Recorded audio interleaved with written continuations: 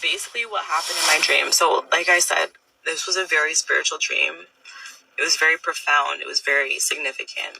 And I know this was because of what happened in the dream and how it pertains to our current time that we're living in.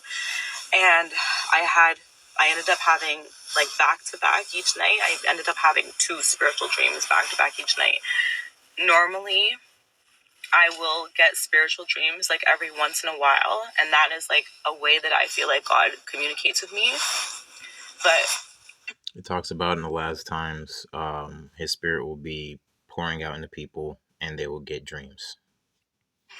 I'm going to try to get through this without crying. Basically, what happened in my dream, I was on a cruise ship, and there was a lot of other people on this cruise ship. Nobody that I know, but it was me on this cruise ship and a bunch of other people. And everything was... And before she finishes her dream, and I'm going to try to not stop it constantly, I want to point out that a lot of people misinterpret their dreams. I usually don't like hearing people's dreams unless it's something direct and straightforward, because people will have these dreams and they think, oh, this means I'm going to do this or I'm going to do that. I'm not saying that's what she's saying. But when you actually understand how the spirit works, you don't always get the interpretation. Sometimes you need to go to somebody else for the interpretation. For instance, you might pass away in a dream, but you could literally be seeing somebody else's fate. You could be getting a warning. There could be symbolism involved, but let me continue. Going great. People were on the cruise ship, like, having the time of their lives, swimming, gambling, enjoying themselves, having fun with their friends and family, everything. And everything was going fine until we crossed a part in the ocean. We got to a certain part in the ocean, and everything started going south. Like, people started dying on the cruise ship. People started getting very sick. People started fighting. People started killing one another. And this is what I will say. And of course, I have to stop it every once in a while for copyright reasons. The reason why I did not get on a cruise ship, I always wanted to go on a cruise ship. The reason why I never went on a cruise ship was because it was before 2020, or maybe the start of 2020. People were getting sick for this is I'm making this up. This is for entertainment purposes. I'm not telling anything factual, etc., etc. People were getting sick, and it seemed around the exact time 5G was activated. And a lot of the symptoms are the same symptoms as what's it called? Radiation sickness. And um, on videos, even like the Kingsman, right? They show you frequencies turning on and then people going crazy. Cell is another movie, but point being is a lot of heavy metals have been introduced in the skies and the foods and stuff, and a lot of the people that were affected that time, a lot of them seem to have taken some medication that probably had heavy metals in it. This next time around, they've been spraying everything, and that stuff seeps into the water, the soil, the food, etc., etc. And so I recommend a lot of people cleansing. If you are feeling extra hot right now while everything is getting hot, a lot of times that's heavy metal toxins inside of your body. And the issue is going to happen when the nature starts burning everything that's artificial and everything that has heavy metal to cleanse the planet.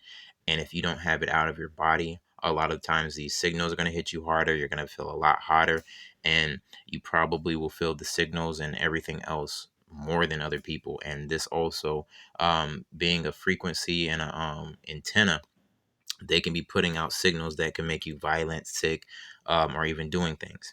So that could explain a lot of what her dream is talking about. They're talking about bringing out 6G, and a lot of this stuff, they flip stuff on usually when you're out at sea. It's almost like to not mess with the navigation system and things of that nature. Even on the planes, they kind of wait until you kind of taking off and you're on cruise before they kind of turn everything on. People started going missing. Like, a bunch of stuff just started happening, and it was like crazy. And there were some people who realized and like was seeing what was going on. A group of people were like aware of everything that was going on, but then there was another group of people who had no idea. People kept continuing with like their festivities or like everything on the boat and just like continuing as if like nothing was happening and not noticing. So I was aware of everything. I was very hyper aware of what was going on, and I was like, something is not right. Whatever. I sat and I waited it out on the cruise ship until the boat docked. And it docked like at the dock, whatever. And we got to an island. And when you look out in the island, what I could see was like chaos and calamity. Like people sick on the ground, like hunched over. People were like basically like zombies. People were sick. So I'm going to say this. If you notice, a lot of weird activities happen at these islands and people could end up missing. Even during some Vietnam stories, I heard some people say that they don't believe their loved one came back and they believe it was a clone. And so that's why sometimes you even hear about the homeless vets being on the streets and they seem like they're out of their mind. But how do we not know they're not the person that they appear to be? And maybe that's why people stop communicating with them. There's been a lot of weird stuff happening with that. And that's the perfect way to switch some people out. I'm just saying. And then also, when you're talking about what happened at the Ep Island, doesn't it sound like it could have happened? Like, couldn't she be seeing something that's happened? Don't they go to these islands? Wouldn't it be quite easy to hit some people with a frequency and then be able to take advantage of the moment? Just keep thinking. People, like there was dead people, and there was a very distinct, a very terrible energy in the air. Like it felt like you were suffocating and felt like a buzz noise in your ear. I don't know how to explain it, but it was a very bad energy. And I remember seeing this, like we pulled up, or not pulled up, I guess the boat docked at the island. And I remember seeing this and feeling this energy and seeing everything that was going on. And I am saying, hell no, I am not getting off of this cruise, this ship. There's no way. And I'm trying to warn everybody around me, like, guys, look at what's happening. Look at the island. Do not get off of this cruise ship. And by the way, a lot of people are going to end up, I'll say it like this, collateral damage, because one thing that you don't do is make yourself a target. If they are targeting a group of people, the best thing that you can do is work with somebody that trusts you and that understands what's going on, because doing something like what she's doing not only could make herself a target, but if they're activating people, and Con Plan 888, if you look that up about the zombie preparedness and activation of people like Cell, and they start tearing people apart. But if you was to see these movies and things of that nature, a lot of these people, you don't know what they're going through. They could be part of the situation. So one of the things about survivability and surviving is not about it's not about being heartless. It's about being smart so that you can make sure that you are able and well to help people and take care of people that you can, and not put yourself at risk so you can go back home and tell the story. I'm not telling you to be a coward. I'm not telling you to just let people fall to the wayside. But this is not the most intelligent thing to do in a situation where you could be a part of a targeted situation. And then, like I said, you don't know who's a part of that situation. But a bunch of people decided to get off of the cruise ship because they couldn't see what was happening. Like, with their eyes, they couldn't, and like their spirit, they couldn't discern what was happening, and they couldn't see the chaos. Like, it just looked normal to them. And I'm there, and I remember pleading with people, like, do not get off of this cruise. Like, you are going to die. Like, look what's happening. And nobody was listening to me. And then I remember this one guy, as he was like coming up, or coming to like get off the cruise, he started listening to me, and he was saying that like he's feeling a weird energy. He senses something as well, but he didn't know what it was. And when he looked out onto the island, he couldn't fully see the chaos. The man. And one thing I want to say this is what you have to understand is if you're somebody that's chosen, if you're somebody that reads scripture and things of that nature, you should also understand that the spiritual blindness and discernment is sometimes um, a form of judgment for some. So sometimes that's what they're supposed to go through, because what people don't understand is you don't know what, like I said, you don't know what that person was doing with themselves. You don't know about that person's life.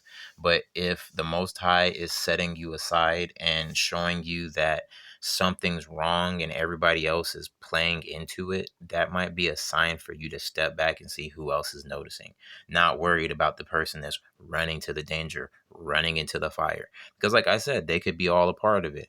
Oh my God, what are you saying? Oh, yeah, come help me. And then they take you to the place, and then you on the dinner table because the signals didn't work on you. So now they went and took you somewhere, and they're playing a part. They know you're panicking and you trying to help. And looked into the island. He could feel like that something was off, but he couldn't fully feel and fully understand because he couldn't discern it. Like, he didn't have that gift of discernment. He didn't know God, and he just couldn't fully see. And this is another thing that I must say. At this time of judgment, tribulation, that's the number one people that you don't want to be dealing with if you are a believer. Why would you try to? This is at that point, it's too late, because what people don't understand is that person doesn't believe like you do. So if something was to happen where it's you or them, most likely, and this the scripture says something about people being some of the most wicked people that don't, if they don't believe in a higher power checking them. So what would stop them from taking advantage of the moment and throwing you up under the bus? Because what you don't understand is people don't have the same moral compass as you. So this is a lot of times, a lot of the things that you're picking up on, if the Most High is not with them, then you probably need to step back, because that's not your place. So, although things felt weird to him, he kind of just accepted it and said he was going to go anyways. And I feel like that dream so much pertains to our current times that we're in right now. To me, I don't know if it's just me or like, I'm sure there are like other people out there, but I'm sure there's a bunch of other people who don't feel it. But ever since 2020, it's felt like the craziest shift in energy. It feels like every day that we're living in, to me at least, it feels terrible. So I guess this is just a dream, kind of just to warn people that we have to wake up to what is happening in the world. We have to not just accept it for just what it is, but understand that there is a spiritual battle and that there are things happening, and like, these are the end times. And this is my last closing statement. If you feel yourself in fear when prophecy's rolling out, you're obviously on the wrong side. I'm going to say it like that, because the thing is, through faith and works, you get that through works and the works of the Bibles, the Spirit, understanding His Word and stuff like that, you get discernment, you get that stability. I forgot that there's some words I want to put together, but I'm trying to remember what I'm saying. But it says that the word and the wisdom will be the stability of the times.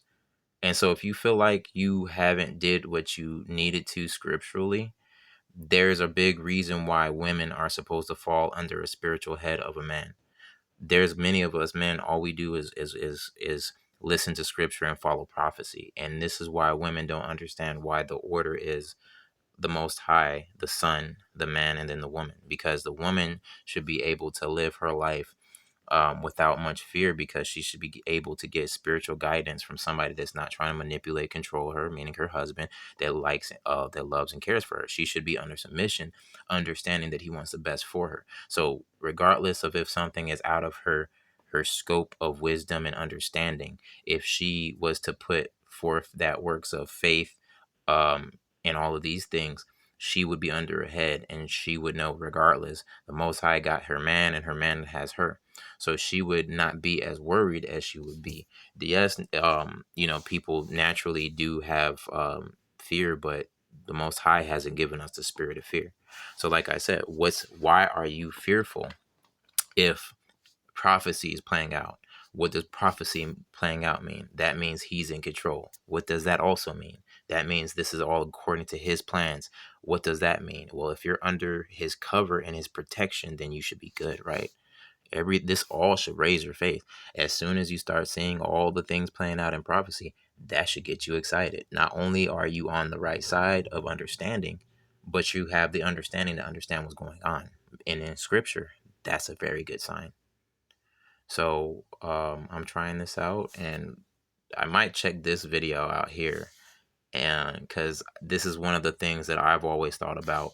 And unfortunately, if you're a step parent, this is going to be your biggest pitfall, because you're going to have a woman with you that is going to mostly serve that child, regardless of if they do something that gets you all hemmed up or just them hemmed up. And then you have somebody that's supposedly on your team, and half your team is gone if something happens to the child that, like I said, that you had taken upon yourself to be a part of their life. Um, this person has a whole genetic makeup that's different than yours, and so their thought process is not going to be your thought process. And this is why a lot of times I would say, think really hard if you want to deal with two people that you can't control or you have no control over. I'll say it like that, because people always want to try to twist that into a manipulation thing, when at the end of the day, if a sergeant doesn't have control of his soldiers, how many wars do you think he's going to win? So next time a woman tries to throw that out there, just think about how much sense does that make. There has to be one leader, because only one person can make the decisions.